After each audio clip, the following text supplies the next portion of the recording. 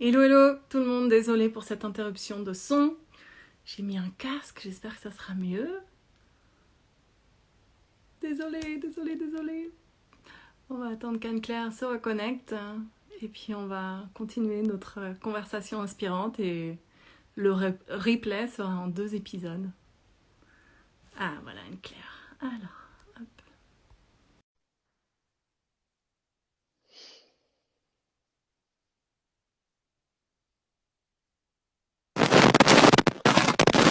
Bon, ça recommence. Alors, peut-être de ton côté, et si tu coupais le casque, si tu enlèves le casque, là je t'entends plus. Un, deux, Ah, trois. voilà. Ouais, c'est mieux. C'est C'est mieux mieux. ça?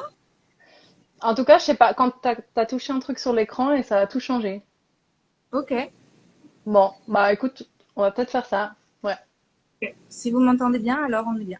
ouais, moi je t'entends. Alors attends, moi je vois toujours le même, quelqu'un qui dit toujours le même problème. Moi je t'entends très bien dans mon casque. On va voir s'il y a yes. Je sais pas ce que ça veut dire yes. C'est yes, on entend bien. Yes.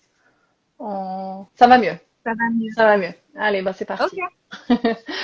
Donc, oui, on parlait de ces rencontres et de ces expériences qui sont pas faciles sur le moment. Et puis, avec plus ou moins de temps, on est capable de se rendre compte que, bah, en fait, elles nous ont vraiment permis de grandir, d'avancer et de nous reconnecter un petit peu plus à qui on est, en fait, tout simplement. Exactement. Mm. Donc, c'est ça qui est, vivre son dharma, ça peut être à la fois très fluide, et puis on va parler maintenant plus des synchronicités et de cette sensation de flow. Ça ne veut pas dire que c'est simple tous les jours pour autant, en fait. C'est plutôt de l'ordre du choix, de comment on décide de voir sa vie et de prendre les choses et de se faire confiance et de faire confiance à la vie et de continuer à mettre un pied devant l'autre, justement, même les jours où c'est moins facile. Et ouais, Ouais. Je pense que c'est quand on fait un pas, quand nous, vraiment consciemment, on décide d'avancer, la vie, elle va en faire 10 et elle va nous dire, regarde, c'est juste, continue. Mais nous, si on ne fait pas le pas, on va pas créer un mouvement. On va pas permettre à l'univers de, de co-créer, en fait, avec si on est trop passif.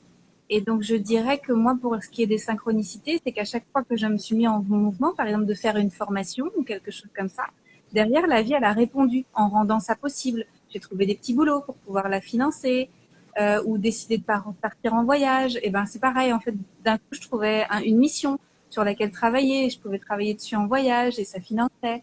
Ou encore, quand je me suis proposée pour écrire un livre avec un monsieur qui faisait de l'Ayurveda et je voulais vraiment l'aider, je voulais vraiment apprendre auprès de lui. Et finalement, son livre, il s'est jamais fait, mais j'ai écrit La naturopathie pour les nuls parce que j'ai rencontré cette éditrice à ce moment-là. C'est moi qui ai dit à l'univers, je veux aider ce monsieur à écrire son livre. Je fais les démarches avec lui et j'y vais avec tout mon cœur. Et finalement, le livre se fait pas et on me rappelle moi. Ça, c'est vraiment un signe que bah, c'était ma route. Mais seulement parce que moi, j'ai montré que j'avais envie. Et quand on montre comme ça qu'il y a un désir, qu'il y a ouais, un élan en fait, c'est alors la vie elle suit. C'est comme un trampoline. Nous on a rebondi une fois, deux fois et hop la vie elle va se charger de faire que ça continue de rebondir. Mais encore faut-il aller sur le trampoline. C'est ça le truc. ouais, ouais. Et puis encore une fois, je trouve que si si on comprend que finalement, soit la vie répond favorablement, même si j'aime pas mettre, tu vois, une sorte de jugement de valeur, mais c'est simplement la vie qui nous dit, ok, ouais, vas-y, continue, Anne-Claire, effectivement, on t'attend pour écrire des livres. Et puis si jamais ça s'était pas fait du tout, c'était pas un échec, c'était juste la vie qui disait, ben non, en fait, c'est pas par là, regarde de ce côté. Et puis, ça aurait peut-être pris une autre direction.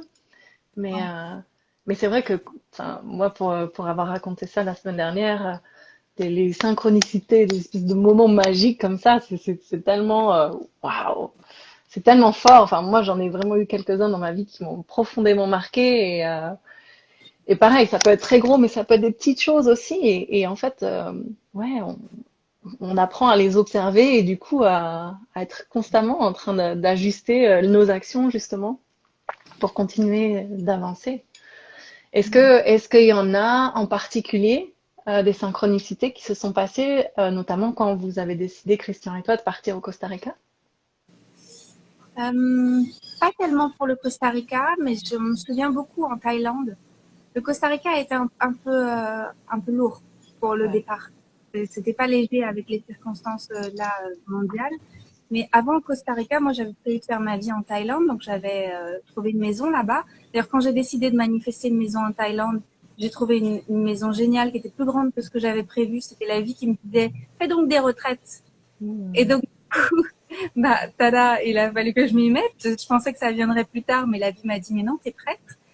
Et pour faire des retraites, il fallait que je crée une entreprise. Et le jour où je me décide à créer l'entreprise, je m'engage dans ma rue et je croise mon professeur de Reiki, parce que j'ai appris le Reiki en Thaïlande là-bas. Et je lui dis, en fait, tu connais pas quelqu'un pour m'aider à faire les papiers de l'entreprise? Et là, il me dit, ah si, justement, je sors de chez Chérie, qui habite là, et elle fait mes papiers depuis toujours, et c'était au bout de ma rue. Tu Et vois? donc, c'est juste quand tu décides, les portes, elles s'ouvrent et tu y vas, quoi. C'est ainsi. Tu vas chez Chérie, tu fais tes papiers, tu crées ton entreprise et tu fais ta retraite. Et c'est Exactement. exactement c'est ça. C'est comme ça que j'ai vécu tout ça. Je pense que ça va arriver ici aussi au Costa Rica, mais que je suis en phase de transition. Hmm. Je suis en train de terminer des choses que je faisais sur des horaires français et tout ça, donc je suis encore un peu challengée au niveau de cette arrivée.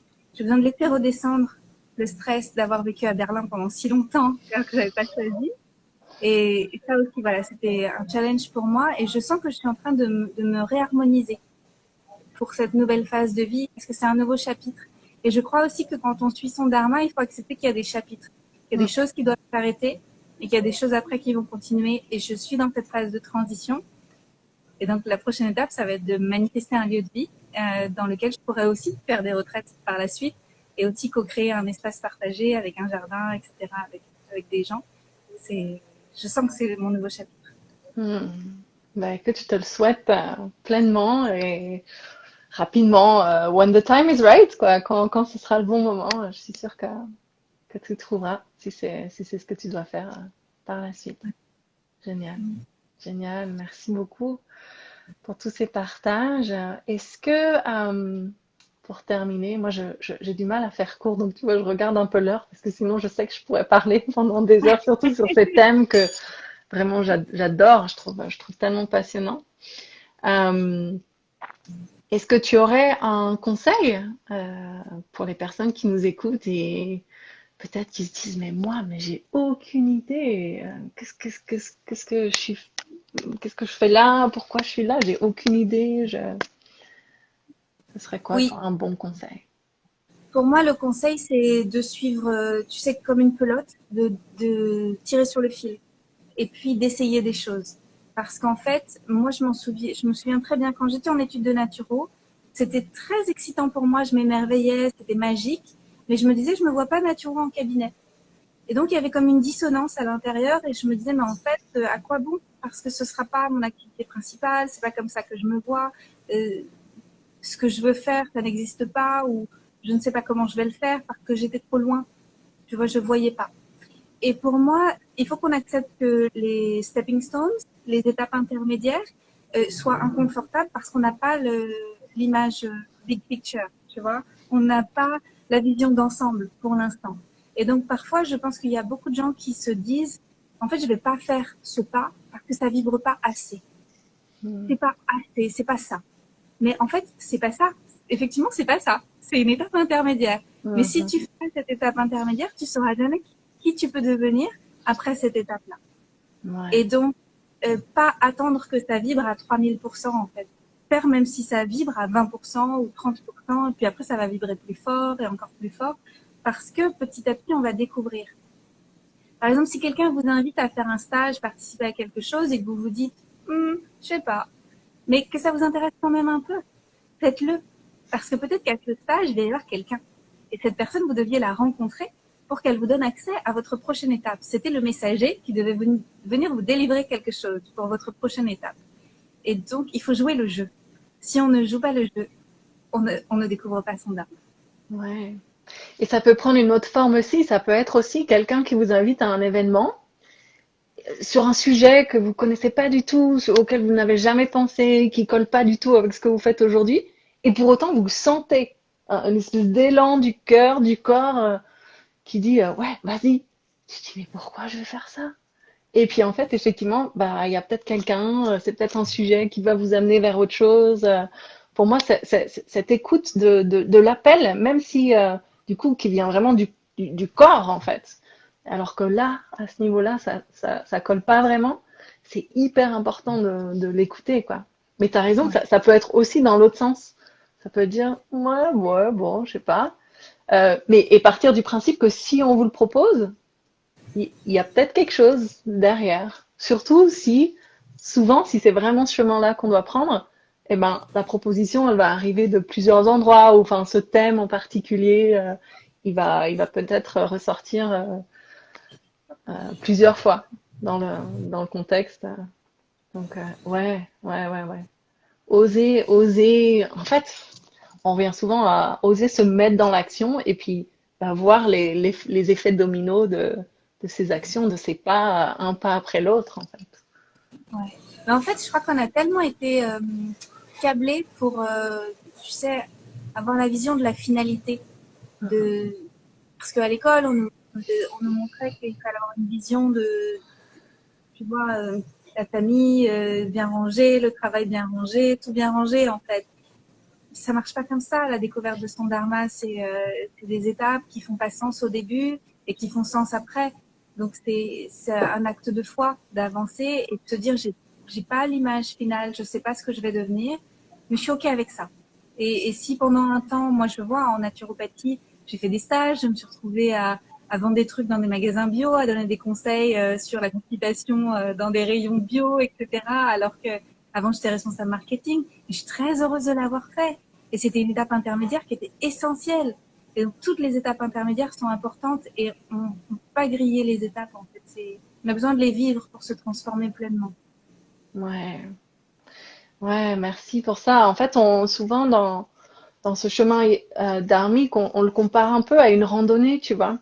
Et souvent, pour arriver tout en haut, du plus haut des sommets, il va falloir passer par d'autres sommets et par d'autres intermédiaires. Et puis, comme cette phrase qu'on entend souvent aussi, c'est que euh, le voyage, enfin, c'est pas, je sais plus, je sais plus comment elle est en français, mais en gros, c'est pas tant la destination, c'est le voyage, quoi, qui compte et que chaque étape du voyage va nous apporter quelque chose et que c'est important de l'apprécier et ou d'apprendre ce qu'il y a à apprendre de cette étape pour justement, si ça nous a pas plu, bah, être capable de dire bah non en fait ça j'en veux plus et bah, les choix que je vais faire à partir de maintenant vont aller dans ce sens plutôt que dans ce sens-là.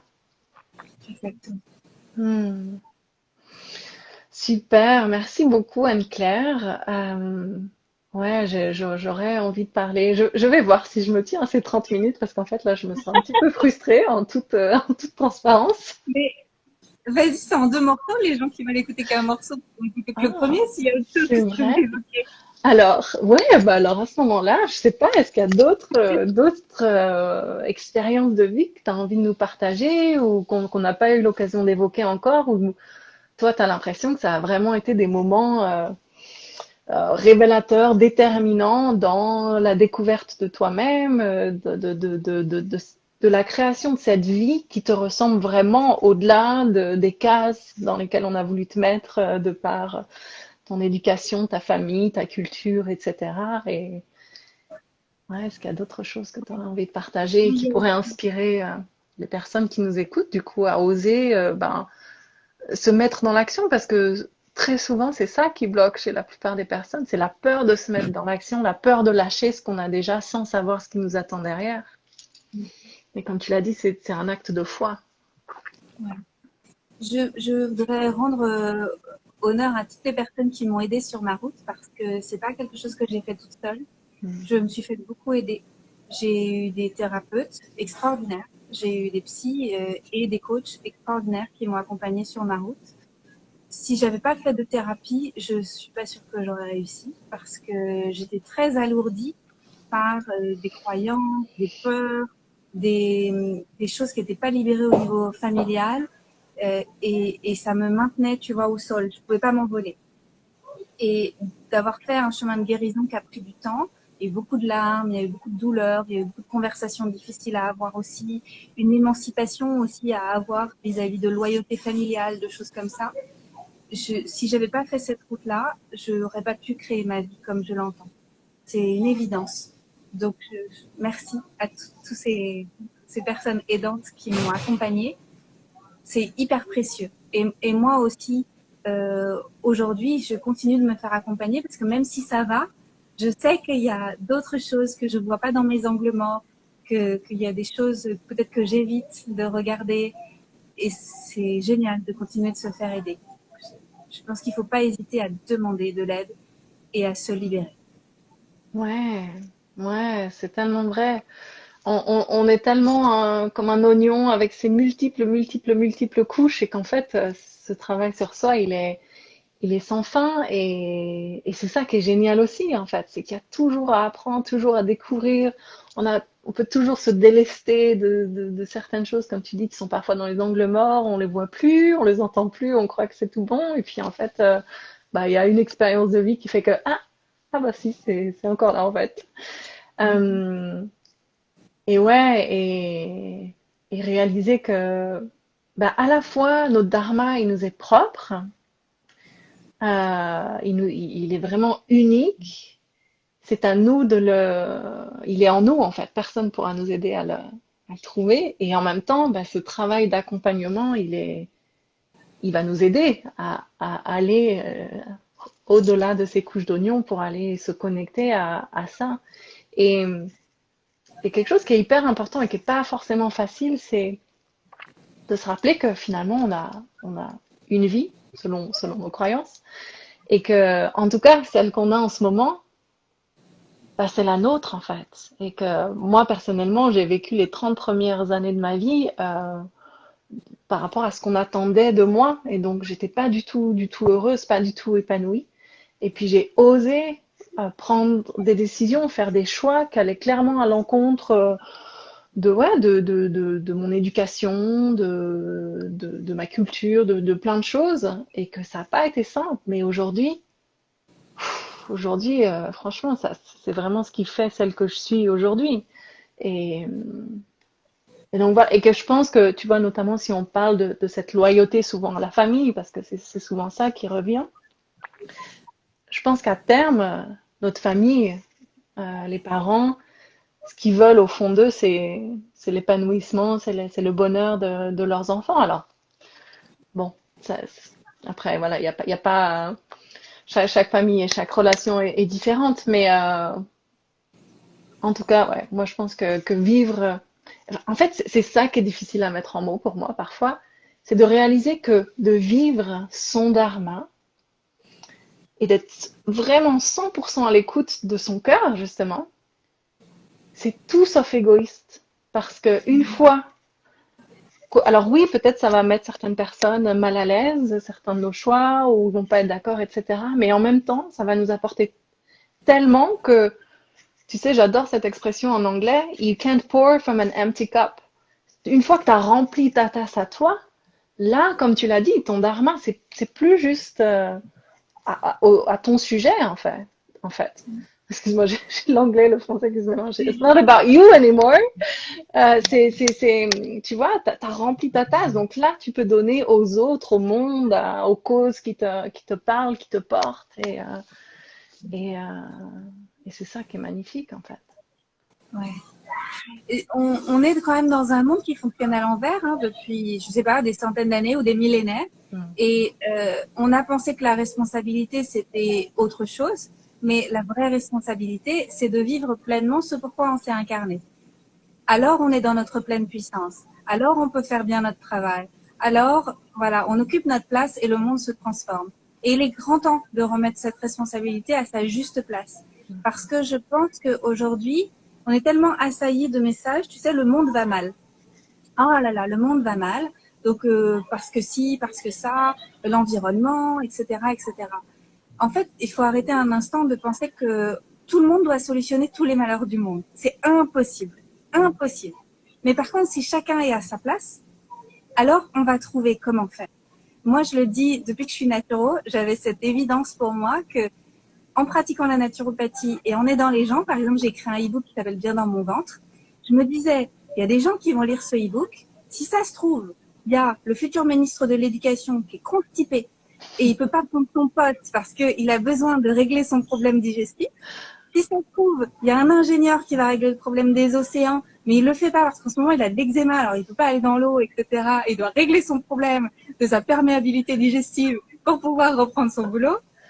Tu vois ce que je veux dire? Ouais. Si tu es à ta juste place, tu fais ta magie là où tu dois être. T'es pas obligé d'être sur tous les fronts. C'est Et ça. d'ailleurs, personne ne peut être sur tous les fronts, c'est impossible. C'est Et impossible. chacun a sa place. Voilà. D'où l'importance de prendre soin de soi et qu'une fois qu'on a pris soin de soi, on peut briller pleinement dans le monde. Et Dieu sait si en ce moment, tout ce qui se passe peut paraître un peu rouleau compresseur et Dieu sait si je me suis fait dire par rapport à certaines prises de position que oui, mais qu'est-ce que tu veux qu'est-ce qu'on peut faire à notre niveau? Et en fait, moi, je pars vraiment du principe que qu'on est tous des petits colibris, quoi, et qu'on a tous un rôle à jouer, aussi minime notre goutte, notre contribution. Si justement chacun faisait sa juste contribution au monde, bah, le monde serait complètement différent aujourd'hui. Oui, les gens sous-estiment leur puissance. Ils croient Ouais, qu'ils sont petits. Mais pourquoi ils croient qu'ils sont petits? Parce qu'en fait, on nous a fait nous sentir petits depuis toujours, à l'école, après au travail. Et quand on nous a fait nous sentir grands au travail dans des grosses boîtes, c'était pas pour les bonnes raisons. C'était pour des raisons de salaire, ou c'était des raisons pour des ventes ou des impacts qui étaient superficiels, pas des choses qui étaient du cœur, pas des choses de la transformation humaine ou pas des choses de la conscience. C'était vraiment des choses superficielles en fait qui appartiennent à l'ancien monde. Aujourd'hui, nous, on célèbre quand on a aidé les gens à s'éveiller, quand on a aidé les gens à occuper leur place. Ça n'a rien à voir en fait. Et on est puissant. ouais. Et vraiment, tu vois, le but de ces lives, c'est de rappeler à quel point c'est pas réservé à certaines personnes, en fait. C'est pas réservé à Anne-Claire, ça m'est pas réservé à moi, c'est réservé à tout le monde. Tout le monde a sa place à prendre. La semaine dernière, j'utilisais l'exemple du puzzle. Tu vois que l'univers est un immense puzzle et que chaque pièce est différente. Elle a des couleurs, elle a des formes, des images qui sont différentes, mais on a tous notre rôle à jouer dans cet immense puzzle qu'est le monde, l'univers, quel que soit ce qui parle le plus. Donc, ouais, c'est tellement excitant en fait de se rendre compte qu'on est à l'aube de ça et que moi j'en suis convaincue en fait que tout le monde va aller vers ça et petit à petit se reconnecter à cette nature profonde, à ces aspirations profondes et que je pense que le monde dans quelques années, j'ai pas de notion d'échelle de temps évidemment, mais sans doute peut-être même plus rapidement qu'on croit, sera complètement différent et tellement beau. Il y a vraiment quelque chose de très bénéfique à l'effondrement du système que nous vivons aujourd'hui, à tous les étages. On le voit bien, il y a plein d'entreprises qui vont fermer, il y a plein de choses qui vont s'effondrer. Et c'est OK, parce que les humains sont résilients. En fait, on est tout à fait capable de rebondir. Et comme moi, si j'avais pas été virée, ben, j'aurais certainement pas changé de boulot de mon plein gré. J'aurais pas évolué de mon plein gré. Si on m'avait pas fermé la porte au nez. C'est un peu la même chose. Là, on est dans un licenciement mondial. Ça fonctionne plus. Allez, renvoyez. Ça fonctionne plus. Et donc, il y a la douleur. On doit traverser la douleur. On doit traverser toute la palette de couleurs des émotions. Allez, hop, on traverse Mhm. toutes les émotions. Et puis, on se met en chemin de, maintenant que j'ai du temps, je vais aller regarder qui je suis, c'est quoi mes talents, c'est quoi mes passions, qu'est-ce que j'ai vraiment envie d'essayer. Et puis hop, on tire sur la pelote et on y va doucement, on prend son temps et ça va se mettre en place. Et je pense que c'est pas pour rien qu'on vit ça, c'est qu'on avait besoin d'être mis à la porte. Ouais. Ouais, et comme tu le disais tout à l'heure, c'est pas toujours facile sur le moment d'avoir ce recul-là et cette compréhension-là.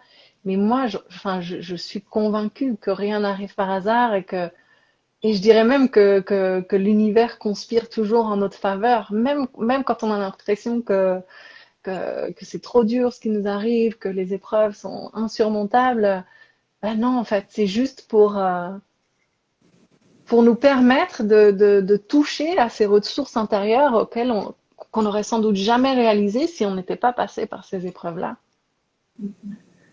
Donc, donc ouais, Ouais. c'est clair que tout ce qu'on vit en ce moment, c'est pas super agréable.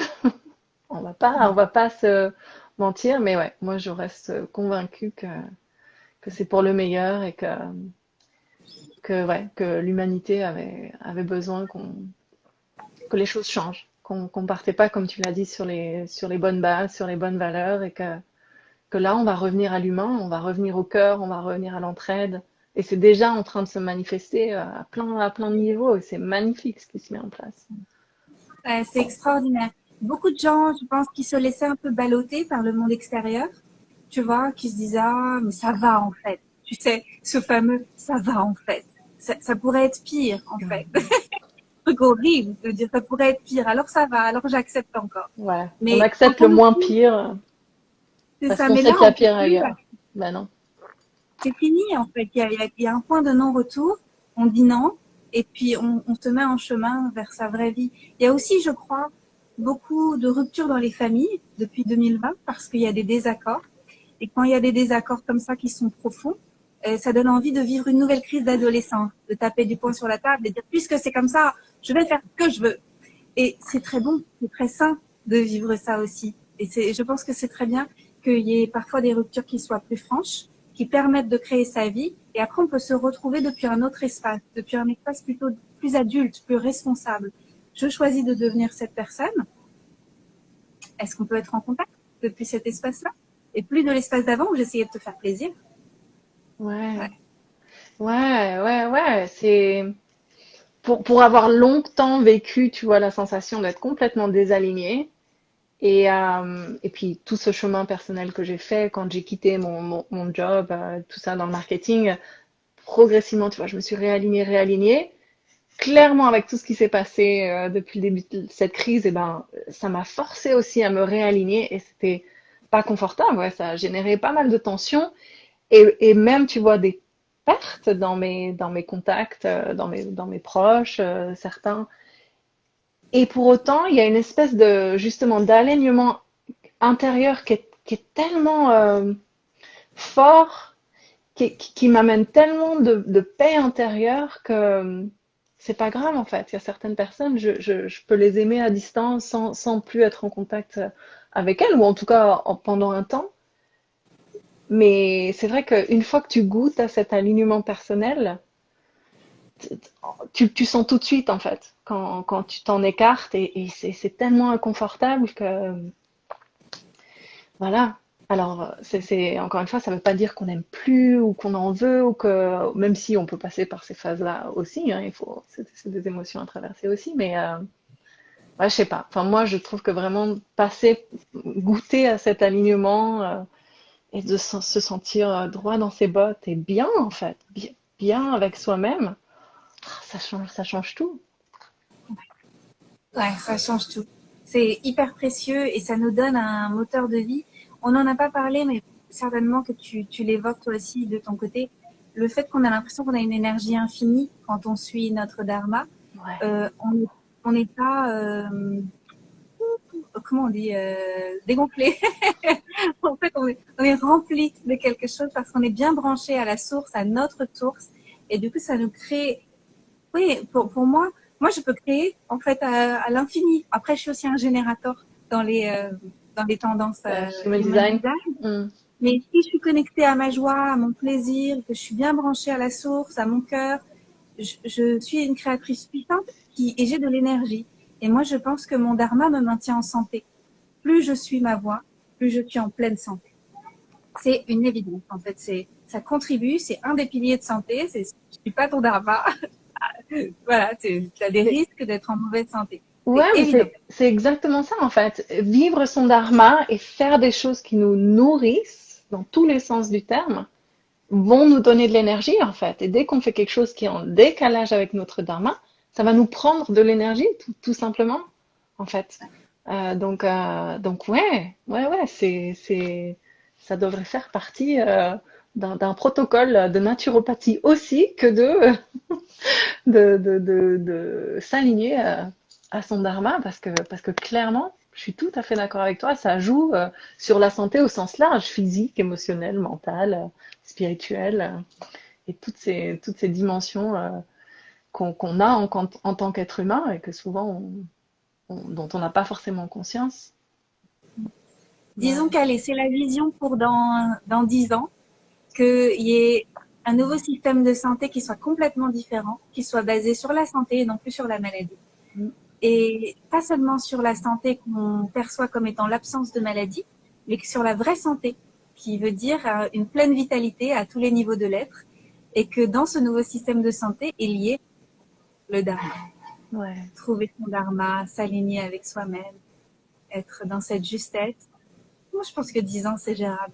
Avec les gens comme nous qui se réveillent, qui se mettent debout. Allez, ouais, on a besoin de tout le monde, carrément, là. Tout le monde qui carrément. nous regarde, on a besoin de vous pour créer ça. Absolument, absolument.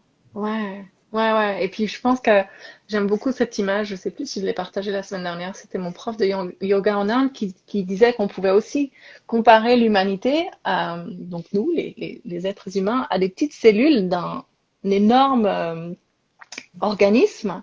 Et qu'en fait, dans un organisme vivant, si tu as une cellule qui commence à être malade, eh ben, elle va commencer à d'éteindre un peu sur les autres. Et puis voilà, c'est toute une zone qui va commencer à être malade et tout ça.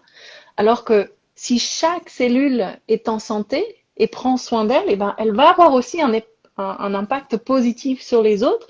Et du coup, bah, si Ouais. chacun en prend soin de soi, et ben, au final, l'organisme général va rayonner et va être en pleine santé. Donc, encore une fois, ça n'a rien d'égoïste. Et puis, ouais, donc quand on sera suffisamment à émettre ces vibrations-là, et ben, forcément, on va avoir un impact sur de plus en plus de monde et on sera tous connectés à ça. En tout cas, c'est vraiment ce que je nous souhaite. C'est en train d'arriver. Ouais, j'en suis sûre, j'en suis sûre. Génial, ouais, bon, bah, on arrive au bout d'une heure. Je crois que je vais plutôt partir sur une heure parce que c'était trop frustrant pour moi, 30 minutes. Sinon, je vais faire un truc court. Non, en fait, non, une heure, c'est bien. C'est bien pour faire le tour de la question. C'est important ce sujet. Super, merci beaucoup Anne-Claire. Est-ce que pour terminer, tu pourrais nous parler en quelques mots de ton actualité du moment? Alors, je me suis sentie appelée par le fait de créer un programme sur l'abondance. Et là, je vois bien aussi ce qui s'est passé. Il y a mon cœur qui a dit, vas-y, fais un truc sur l'abondance pour aider les gens. Et ma tête qui a dit, tu vas quand même pas parler d'argent, ça se fait pas. Ah, les conditionnements profonds. Complètement.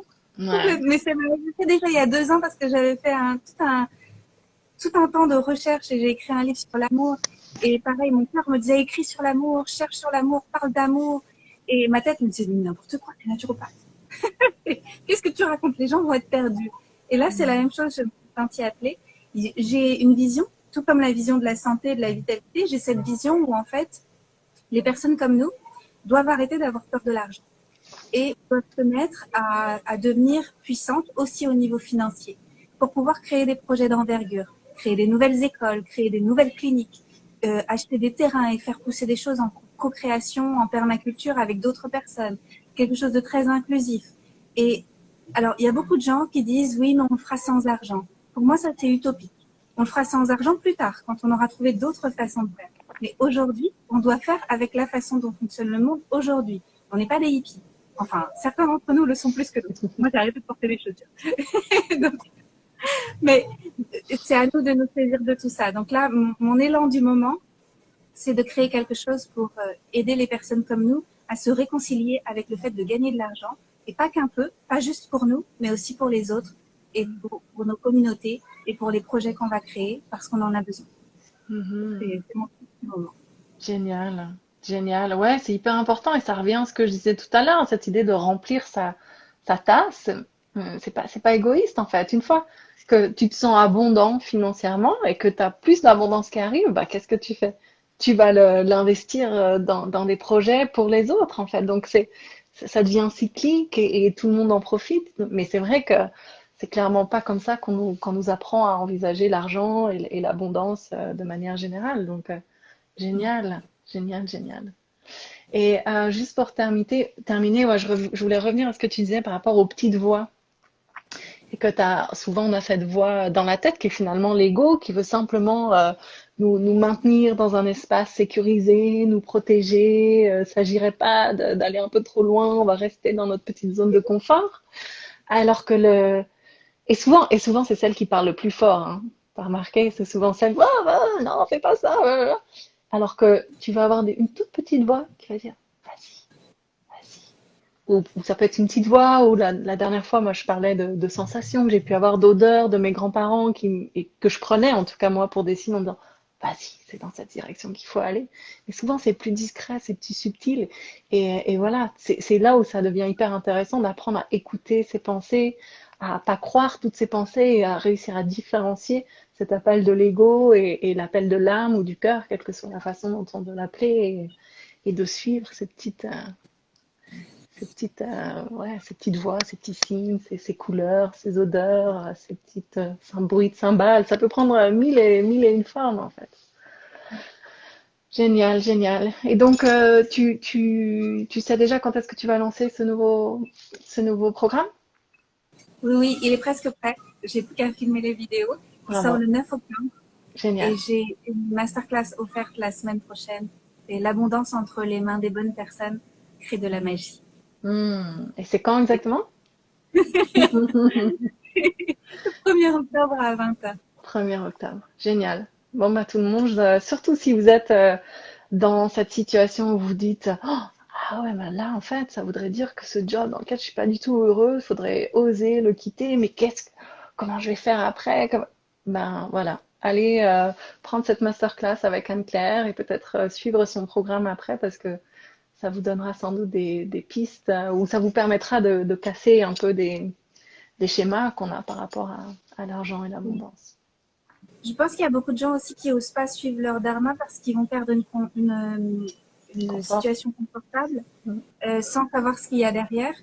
Euh, Nous, on partage la vérité, c'est-à-dire qu'on a eu des jobs avant qui étaient confortables, qu'on a perdus, soit parce qu'on les a quittés, soit parce qu'on nous a mis à la porte.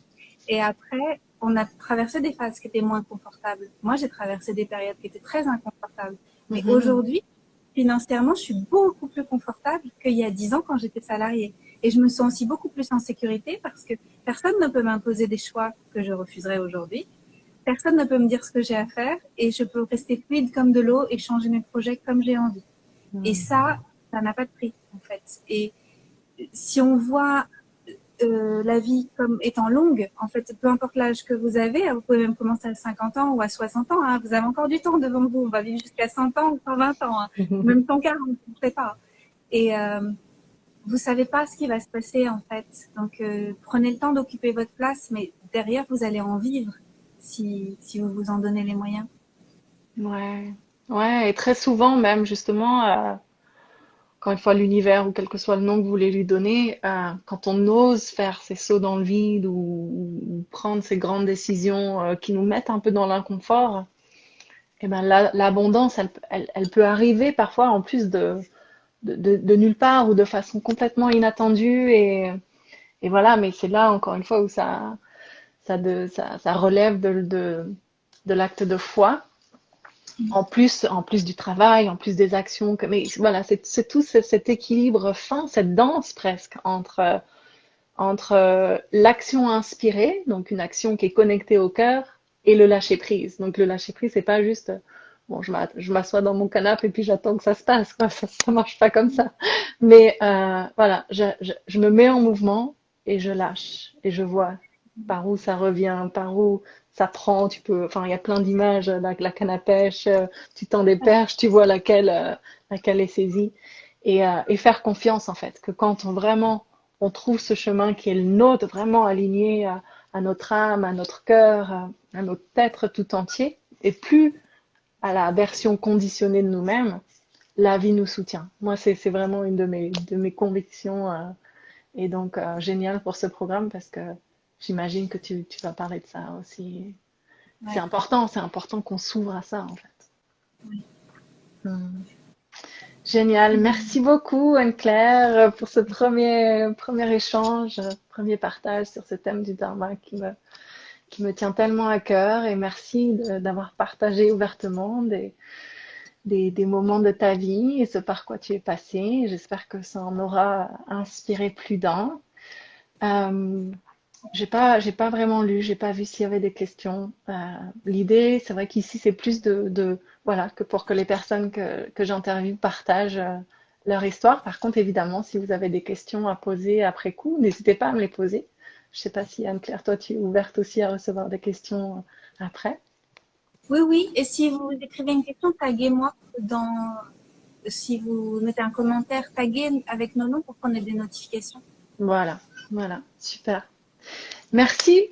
Belle journée Merci, à toi au Costa Rica. Je voyage par procuration à travers tes photos. Merci. avec plaisir.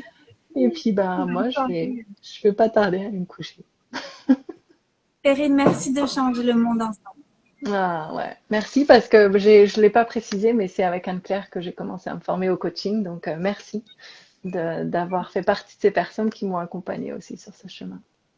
C'est une grande joie. Merci à Merci Anne-Claire. À bientôt. vous. Bisous. Bye bye. À bientôt tout le monde. Merci Au beaucoup. revoir. Salut. Ciao.